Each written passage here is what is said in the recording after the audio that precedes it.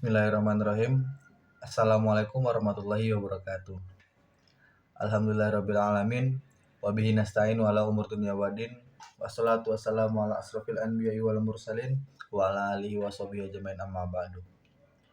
Pertama-tama, marilah kita panjatkan puja dan puji syukur kita kehadirat Allah SWT yang mana telah memberikan rezeki dan usia kita yang terus bertambah ini, yang insya Allah berbarokah, amin ya rabbal alamin. Salawat salam kita selalu limpahkan kepada baginda alam, yakni habibana wa nabiyana wa rasulana Muhammad sallallahu alaihi wasallam. Berkat beliaulah kita bisa sampai di zaman yang terang benderang ini. Izinkan saya memperkenalkan diri. Nama saya Sahrul Gunawan dari Universitas Nahdlatul Ulama, program studi teknik elektro dengan NIM 231113005. Baiklah, saya akan menjelaskan analisis dan desain sistem kendali. Oh ya, ini merupakan ujian akhir semester saya di mata kuliah sistem kendali.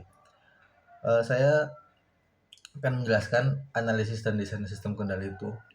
Deskripsinya merupakan menghitung atau mengukur sebuah dinamika yang bergerak dengan model transfer fungsi sesuai dengan jurnal yang diberikan oleh dosen saya dengan nilai RLC-nya, yaitu R-nya resistor 560, L-nya indikator 0,04 dan kapasitornya 3,00E05.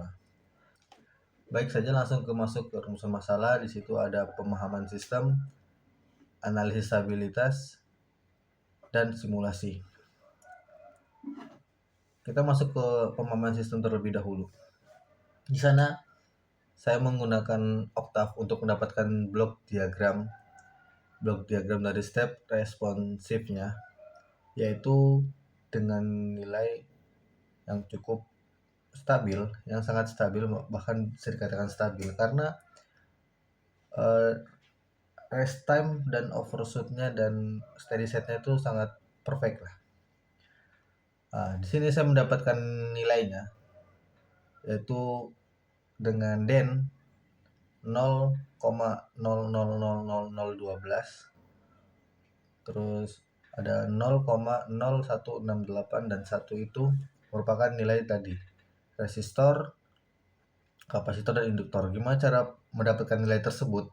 Yaitu dengan cara tadi itu kapasitor saya merupakan 3,0 atau alias 3 itu dibagi dengan 100.000, maka akan mendapatkan nilainya 0,000012.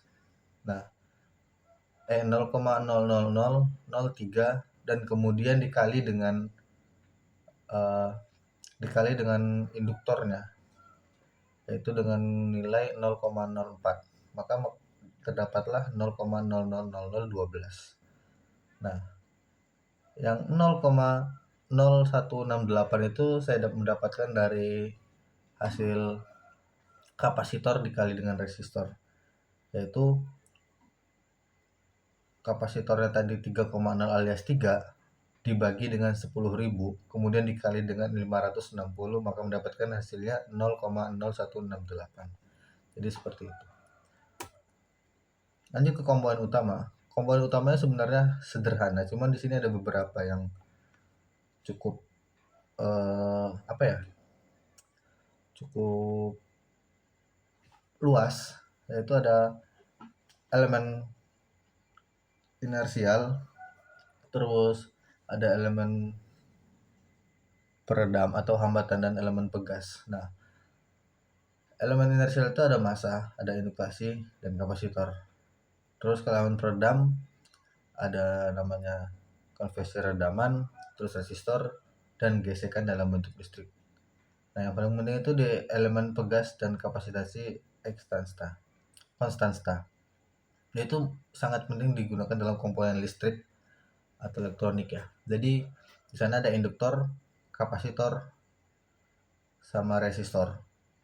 Jadi induktor itu adalah inersia listrik, kapasitor adalah redaman listrik atau hambatan, kapasitor adalah penyimpanan energi listrik. Contoh rangkaian RLC dalam filter sinyal, sistem motor DC dengan peredaman atau sinyal kontrol daya. Nah, di sini kita masuk ke analisis stabilitas. Di sini ada yang namanya saya menggunakan dengan cara root locus. Root locus itu dengan tadi nilai itu bakal seperti apa sistemnya. Jadi root locus ini memiliki sistem respon yang cukup baik dengan waktu penyesuaian yang cepat dan tidak ada overshoot yang besar. Nah, jadi root locusnya cukup baik, stabil, dan tidak ada overshoot di dalamnya. Lanjut. Terus ada namanya Bode plot.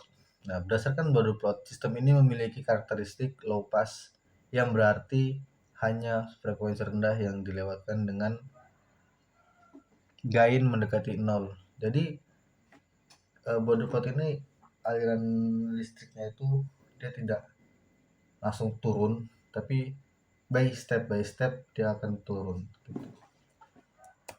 Lanjut lagi, ada namanya Nyquist. Nyquist ini adalah berdasarkan diagram Nyquist, sistem ini stabil karena tidak ada indikasi kestabilan berdasarkan kriteria Nyquist. Nah, lanjut masuk ke simulasi. Di simulasi ini ada empat analisis, yaitu ada analisis overshoot, analisis steady state error, dan analisis rise time atau waktu ketika naik, dan analisis frekuensi Bode dan Nyquist plot. Yang pertama adalah analisis overshoot. Analisis overshoot adalah kondisi di mana respon sistem melebihi akhir sebelum stabil berdasarkan step respon. Jadi overshoot ini tadi itu ketika kita memulai pasti ada yang namanya tegangan tinggi. Jadi untuk mensontakannya, jadi seperti naik motor, kita pasti ketika menghidupkan motor dan sebelum motor itu dijalankan pasti kita akan ngegasnya secara perlahan-lahan. Jika tidak, bila kita langsung tancap gas, langsung gas penuh, gas tarik, itu akan mengakibatkan motor kita keangkat. Nah, itulah sama seperti di rangkaian ini. Jadi perlunya overshoot itu sangat diperlukan di sini. Kadang ada beberapa rangkaian yang tidak kuat terhadap overshoot gitu. Nah, grafik menunjukkan bahwa sistem naik dengan lancar tanpa adanya puncak peak yang signifikan di atas nilai L. Tidak ada osilasi atau lonjakan yang terlihat.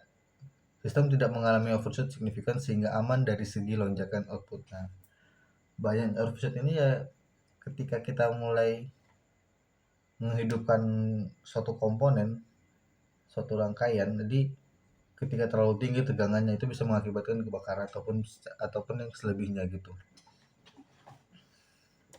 Lanjut lagi, analisis steady state error. Steady state error adalah perubahan antara input yang diberikan dan output sistem setelah waktu yang cukup lama berdasarkan step respon. Output sistem mencapai nilai 1 setelah beberapa waktu tanpa terlihat adanya deviasi. Jika ada steady state error, seharusnya nilai akhir sistem tidak mencapai 1. Steady state error hampir 0 yang berarti sistem mencapai target yang baik. Jadi steady state ini dia jangan sampai 0. Jadi harus gimana ya? Mulai itu emang harus dari 0, tapi dia untuk mencapai angka 1 itu tidak terlalu jauh. Terus analisis rest time atau waktu naik. Rest time adalah waktu yang dibutuhkan sistem untuk naik dari 10% ke 9% dari nilai akhirnya berdasarkan step respon. Dari grafik, output sistem naik dari 0 ke 1 dengan cukup cepat sekitar 0,02 detik. Rest time terlihat pendek menunjukkan bahwa sistem memiliki respons cepat. Sistem memiliki rest time yang cukup baik dan cepat untuk mencapai nilai akhir. Jadi target nilai kita itu ketika di 1 detik dia sudah mencapai nilai yang tadi itu steady state-nya itu sampai nilai yang kita butuhkan. Jadi dari 0 untuk ke 1 itu kita hanya membutuhkan waktu sekitar 1 detik, bahkan kalau bisa kurang. Alangkah baiknya yaitu tadi dari 1% ke 90% untuk mencapai nilainya. Itu sangat dibutuhkan dari analisis rest time. Kadang terlalu lama bahkan melebihi itu juga sangat krusial ya, juga sangat tidak bagus untuk rangkaian ini. Karena ketika kita dalam motor, ketika kita menghidupkan motor tapi motornya udah kita hidupin stop kontaknya tapi kok mesinnya itu masih belum nyala. Nah, kadang di situ termasuk analisis rest time di situlah. Terus yang kedua analisis frekuensi Bode and Nucleus spot. Metode Bode adalah magnitudo turun secara bertahap menunjukkan bahwa sistem memiliki sifat low pass yang baik tanpa osilasi berlebihan. Posisi juga turun secara bertahap menunjukkan respon yang stabil tanpa ketidakstabilan fase. Nucleus spot, kurva tidak mengelilingi titik yang berarti sistem stabil dalam klub tertutup. Nah, berarti ini body plot ini adalah apa ya? Ketika sudah naik, dia turunnya pun tidak langsung anjlok. Dia akan turun secara bertahap. Sama seperti kadang kita tuh apa ya? Dalam casan HP. Kadang ketika kita cabut masih ada aliran listrik di situ di dalamnya. Kesimpulannya, tidak ada overshoot yang signifikan, sistem tidak menunjukkan lonjakan yang berlebihan. Steady state error sangat kecil, sistem mencapai nilai akhir yang baik, dan rest time cukup cepat. Sistem responsif terhadap perubahan input. Bode and Nucleus-nya plot menunjukkan stabilitas, tidak ada indikasi ketidakstabilan. Ya, mungkin cukup sekian yang bisa saya presentasikan. Kurang lebihnya mohon maaf, dan terima kasih kepada teman-teman dari Himpunan Mahasiswa Teknik Elektro Yogyakarta yang telah membantu saya dalam membuat tugas akhir semester ini. Karena tanpa bantuan dan dorongan kalian, saya tidak akan mudah memahami ini. Dan juga terima kasih untuk dosen saya, Bu Adelia Oktora, yang telah membimbing saya, yang telah mengajarkan ilmunya di kelas maupun di luar kelas, yang sudah mengabdikan dirinya menjadi dosen pembimbing, menjadi dosen dan DPA. Kurang lebihnya mohon maaf. Wassalamualaikum warahmatullahi wabarakatuh.